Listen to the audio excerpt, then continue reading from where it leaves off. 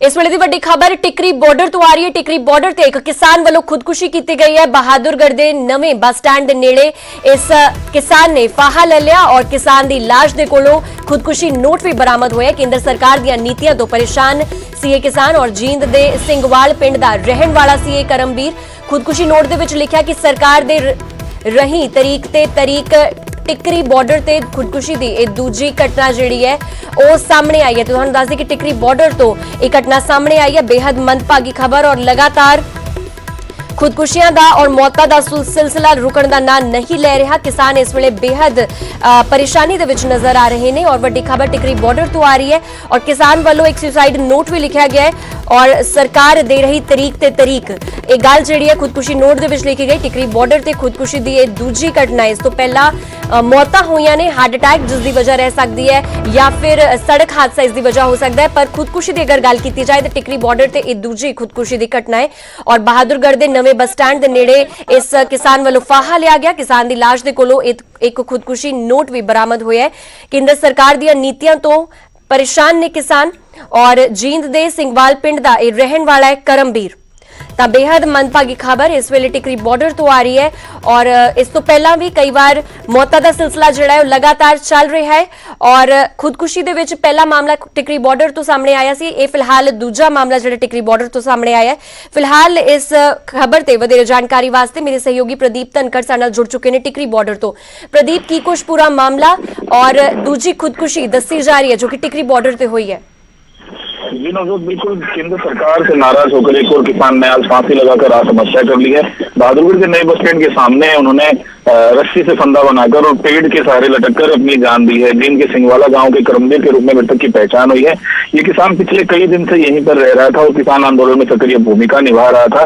करमवीर के पास एक suicide note भी मिला है। सुसाइड नोट में साफ साफ तौर पर करमवीर ने लिखा हुआ कि सरकार तारीख पर तारीख देती जा रही है लेकिन कोई समाधान नहीं हो रहा है। तो ऐसे में जो साथी हैं जो उनके साथ आए थे या किसान नेता, उनका कहना है कि कल शाम को भी ये जो है निराशाजनक बातें कह रहा था, जिसके बाद रात के समय इसने फांसी पर लटककर आत्महत्या कर ली है। साथ ही सुसाइड नोट में ये भी लिखा है कि जब तक काले कानून रद्द नहीं हो जाते तब तक किसान डटे रहेंगे, यहीं पर बैठे रहेंगे और घर नहीं जाएंगे। फिलहाल पुलिस ने शव को पोस्टमार्टम के लिए बहादुरगढ़ के सामान्य अस्पताल में भिजवाया है। साथ ही जो किसान है, मृतक किसान है, उसके परिजनों को भी घटना की सूचना दी गई है।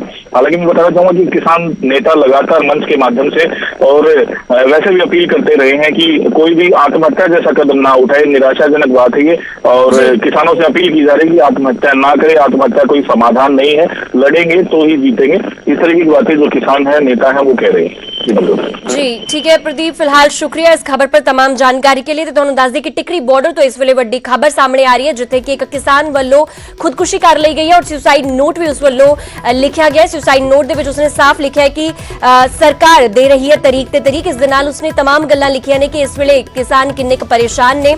तां बहादुरगढ़ दे नेड़े बस स्टैंड दे नेड़े इस किसान वालों फाहा लिया गया। किसान दी लाश दे कोलों एक सुसाइड नोट भी बरामद होया है। केंद्र सरकार दी नीतियां तो परेशान सी किसान और जींद दे सिंगवाल पिंड दा रहन वाला मिंगवाल पिंड दा रहन वाला दस्या जा रहा है करमवीर और पता नहीं कदों तक एक काले कानून रद्द होणगे। ये भी किसान वालों अपने सुसाइड नोट दे विच लिखा गया है।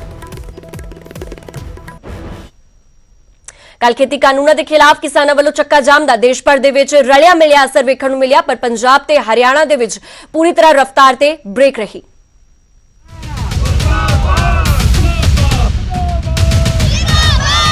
संयुक्त किसान मोर्चे दे वल्लों दित्ती चक्का जाम दी काल दा पंजाब दे विच वड्डा असर देखण नूं मिलिया।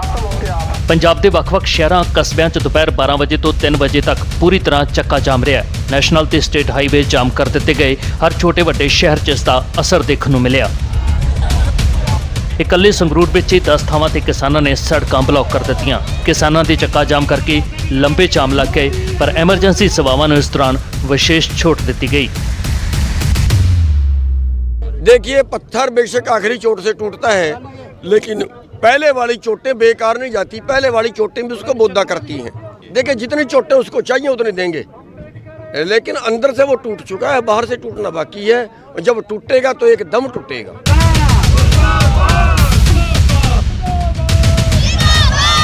पंजाब की तरह हरियाणा च भी किसानों के चक्का जाम का वड्डा असर देखने को मिलिया। 10 तस्वीरां तुहाडी स्क्रीन ते ने। ਗੁਰੂਗ੍ਰਾਮ, ਕਰਨਾਲ, ਰੋਹਤਕ, ਪਾਣੀਪਤ, ਬਹਾਦਰਗੜ੍ਹ, ਜੀਂਦ, ਪੰਚਕੂਲਾ ਯਾਨੀ ਹਰਿਆਣਾ ਦੇ ਹਰ ਕੋਨੇ ਦੇ ਵਿੱਚ ਕਿਸਾਨਾਂ ਨੇ 3 ਘੰਟੇ ਲਈ ਸੜਕਾਂ ਜਾਮ ਕਰਕੇ ਰੱਖੀਆਂ। ਕਿ ਕੇਂਦਰ ਵੱਲੋਂ ਕਿਹਾ ਜਾ ਰਿਹਾ ਹੈ ਕਿ ਜਿਹੜੇ ਕਿਸਾਨ ਹੈ ਉਹ ਮੀਟਿੰਗ ਲਈ ਸਮਾਂ ਦੇਣ, ਏਜੰਡਾ ਤੈਅ ਕਰਨਾ, ਔਰ ਦੂਜੇ ਪਾਸੇ ਕਿਸਾਨ ਕਹਿ ਰਹੇ ਨੇ ਕਿ ਮੀਟਿੰਗ ਲਈ ਸਮਾਂ ਕੇਂਦਰ ਦੇਵੇ ਔਰ ਏਜੰਡਾ ਵੀ ਕੇਂਦਰ ਹੀ ਤੈਅ ਕਰੇ। ਪਰ ਨਾਲ ਇੱਕ ਗੱਲ ਜ਼ਰੂਰ ਸਪਸ਼ਟ ਕਰ ਚੁੱਕੇ ਨੇ ਕਿ ਸਾਡੀ ਮੁਲਾਕਾਤ ਕੇਵਲ ਤੇ ਕੇਵਲ ਇਹਨੇ ਤਿੰਨੇ ਕਾਨੂੰਨਾਂ ਨੂੰ ਰੱਦ ਕਰਾਉਣ ਦੇ ਲਈ ਹੋਏਗੀ, ਐਮਐਸਪੀ ਨੂੰ ਲੀਗਲ ਰਾਈਟ ਦੇਣ ਦੇ ਲਈ ਹੋਏਗੀ। ਸੋ ਕੀ ਅੱਜ ਦੇ ਇਸ ਧਰਨੇ ਦਾ ਕੇਂਦਰ ਸਰਕਾਰ ਤੇ ਕੋਈ ਅਸਰ ਪੈਂਦਾ ਹੈ ਕਿ ਕੇਂਦਰ ਸਰਕਾਰ ਤੇ ਕੋਈ ਦਬਾਅ ਇਹਨਾਂ ਚੱਕਾ ਜਾਮ ਨਾਲ ਪੈਂਦਾ, ਇਹ ਦੇਖਣਾ ਬੇहद ਅਹਿਮ ਰਹੇਗਾ ਕਿ ਕੀ ਅੱਜ ਦੇ ਇਸ ਪ੍ਰਦਰਸ਼ਨ ਤੋਂ ਬਾਅਦ ਕੇਂਦਰ ਸਰਕਾਰ ਤੇ ਕੀ ਦਬਾਅ ਰਹੇਗਾ।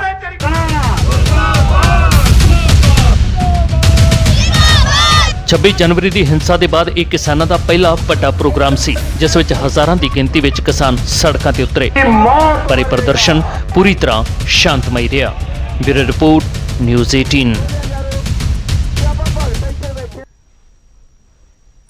उधर बीते दिन चक्का जाम पूरे देश ਦੇ ਵਿੱਚ ਰਿਹਾ, ਪਰ ਇਸ ਦੌਰਾਨ ਦਿੱਲੀ, ਐਨਸੀਆਰ, यूपी और उत्तराखंड ਇਸ ਚੱਕਾ ਜਾਮ ਤੋਂ ਬਾਹਰ ਰਹੇ, ਜਿਸ ਤੋਂ ਬਾਅਦ ਚੱਕਾ ਜਾਮ ਦੀ ਪਲੈਨਿੰਗ ਤੇ ਵੀ ਮਤਭੇਦ ਨਜ਼ਰ ਆਉਣ ਲੱਗੇ ਨੇ। ਰਾਕੇਸ਼ ਟਿਕੈਤ ਤੇ ਸੰਯੁਕਤ ਕਿਸਾਨ ਮੋਰਚੇ ਦਾ ਬਿਆਨ ਸਾਹਮਣੇ ਆਇਆ। ਜਥੇਬੰਦੀਆਂ ਦੇ ਵਿੱਚ ਕੋਈ ਮਤਭੇਦ ਨਹੀਂ ਹੈ। ਡਾਕਟਰ ਦਰਸ਼ਨਪਾਲ ਵੱਲੋਂ ਇਹ ਗੱਲ ਕਹੀ ਗਈ, ਚੰਗਾ ਹੁੰਦਾ ਜੇ ਟਿਕੈਤ ਪਹਿਲਾਂ ਸਾਡੇ ਨਾਲ ਚਰਚਾ ਕਰਦੇ।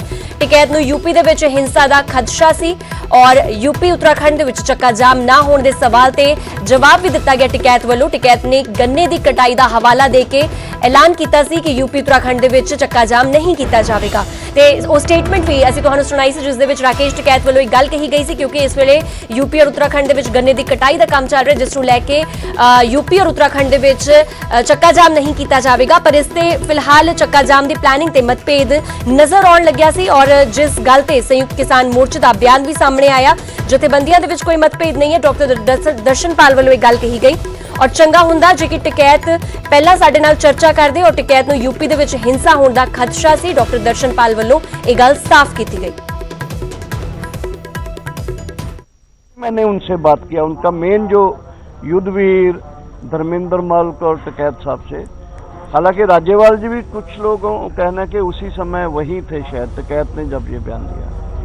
असल में टिकैत के उनको एक लगा, जो उनका व्यक्तिगत वैसे वो आया है कि यूपी में और उत्तराखंड में कुछ दंगे वगैरह हो सकते हैं। दिस वाज इन मतलब के उनके माइंड में ये कहीं से इनपुट हुआ और जैसे ही इनपुट हुआ और प्रेस वाले आए तो उन्होंने इस तरह का स्टेटमेंट दे दिया, जो मुझे लगता है कि और लोगों से बात करके देते तो अच्छा था। जो बाद में हमारे साथ बात करके उन्होंने कुछ उसका फॉर्म चेंज किया है, बल्कि उसको अगर वो उनको लगता था कि कुछ ऐसा बात हो सकता है तो बढ़िया था। जो बात करने के बाद वो प्रोटेस्ट होंगे या ज्ञापन दिए जाएंगे, अगर वो थोड़ा ज्वाइंटली हो जाता तो अच्छा था। लेकिन उनका फिर बाद में कि हमारा संयुक्त किसान मोर्चे का ही ये ऐलान है और हम जैसे कि कुछ लोगों को मन में लगा शायद संयुक्त किसान मोर्चे में कुछ वो आ गया है, लेकिन ये बात नहीं है, वो एज इट इज है। वो थोड़ा इसमें थोड़ा सा तो मैं मानता हूँ कि एक जल्दीबाजी में ऐसे नहीं करना चाहिए। देखिए, ऐलान तो सारे देश का था, नहीं लेकिन राकेश टिकैत कह रहे थे कि यूपी और उत्तराखंड के अंदर जाम नहीं होगा, ऐसा क्यों? वही तो बता रहा हूँ ना कि प्रोग्राम तो सारे देश का था, लेकिन यूपी का और उत्तराखंड का कल शाम के टाइम टिकैत जी ने कैंसिल किया है। वो क्यों किया है ये मेरे को भी समझ नहीं आया और उसके बाद कोई उनसे बात भी नहीं हो पाई, लेकिन कोई ना कोई कारण उसके पीछे होगा, वो जाने। लेकिन वहाँ का उन्होंने कैंसिल किया है और उसके बारे मेरे को जानकारी है नहीं कि क्यों किया है। ਤਾਂ ਫਿਲਹਾਲ ਵੇਲਾ ਇੱਕ ਛੋਟੇ ਜਿਹੇ ਕਮਰਸ਼ੀਅਲ ਬ੍ਰੇਕ ਦਾ, ਅੱਗੇ ਵੀ ਖਬਰਾਂ ਦਾ ਸਿਲਸਿਲਾ ਨਿਊਜ਼ 18 ਪੰਜਾਬ, ਹਰਿਆਣਾ, ਹਿਮਾਚਲ ਤੇ ਲਗਾਤਾਰ ਜਾਰੀ ਹੈ।